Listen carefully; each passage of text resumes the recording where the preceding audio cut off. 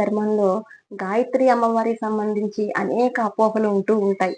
ఈ మంత్రాన్ని ఎవరైనా జపించవచ్చా? పిల్లలు చేయవచ్చా? పెద్దలు చేయవచ్చా? స్త్రీలు చేయవచ్చా?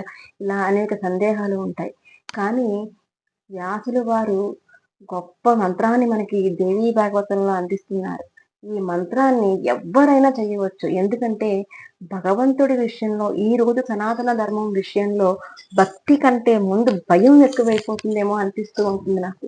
ఎందుకంటే భయం ఉన్న చోటే పతనమైపోతూ ఉంటారు సమాజంలో చాలా మంది.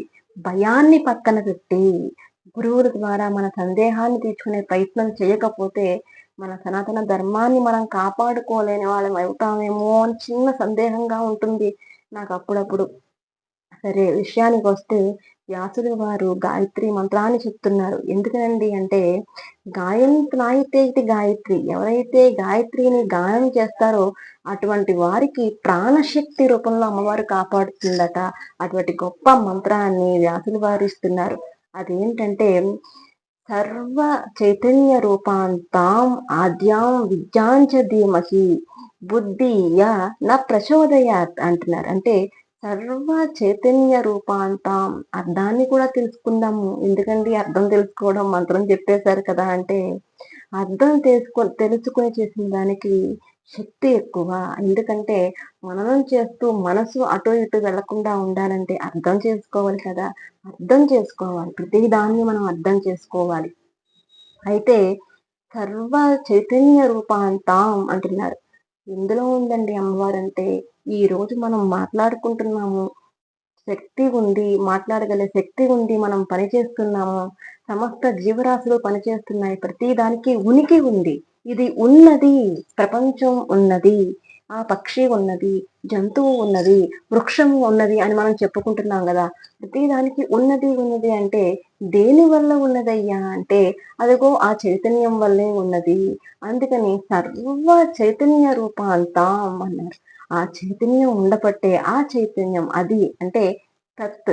తత్ అంటే గాయత్రి మంత్రంలో ఉండే ఆ తత్ అనే శబ్దానికి సంబంధించిన విభక్తి ఇది. తాం అంటే ఆ తల్లి, ఆ అమ్మవారు, గాయత్రి అమ్మవారు సర్వ చైతన్య రూపాంతాం ఆద్యం ఎప్పుడు ఉన్నదండి అంటే ఈ సృష్టికి పూర్వమే ఉన్నది. తాం విద్యాంచ ధీమహి అంటే ఆ అమ్మ జ్ఞాన రూపంలో ఉన్నది. అంటే ఈ రోజు మనం ప్రతిదీ తెలియబడుతుంది.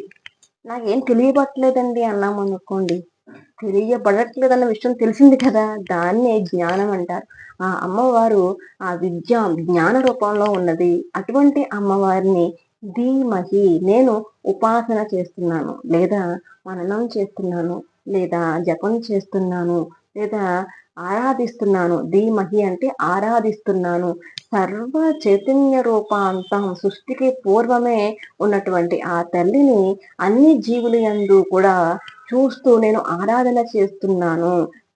ఆ జ్ఞాన స్వరూపాన్ని, ఆ జ్ఞాన ప్రసూనాంబని నేను ఆరాధిస్తున్నాను. అయితే దానివల్ల నీకేమొచ్చింది అంటే బుద్ధియ నా ప్రచోదయాత్, బుద్ధి రూపంలో ఉండి నన్ను కాపాడుతుంది.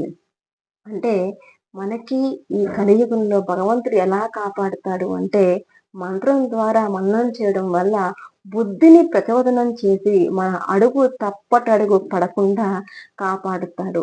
ఏ విధంగా అయితే అర్జునుడు ఆ రణరంగంలో కృష్ణుణ్ణి ముందు పెట్టుకుని యుద్ధం చేయడం వల్ల ఆ విజయుడయ్యాడో అదే విధంగా ఈ సంసార రణరంగంలో మనం విజయులం అవ్వాలి అంటే భగవంతుని ఉపాసన తప్ప, మంత్ర జపం తప్ప ఇంకో మార్గం లేదు.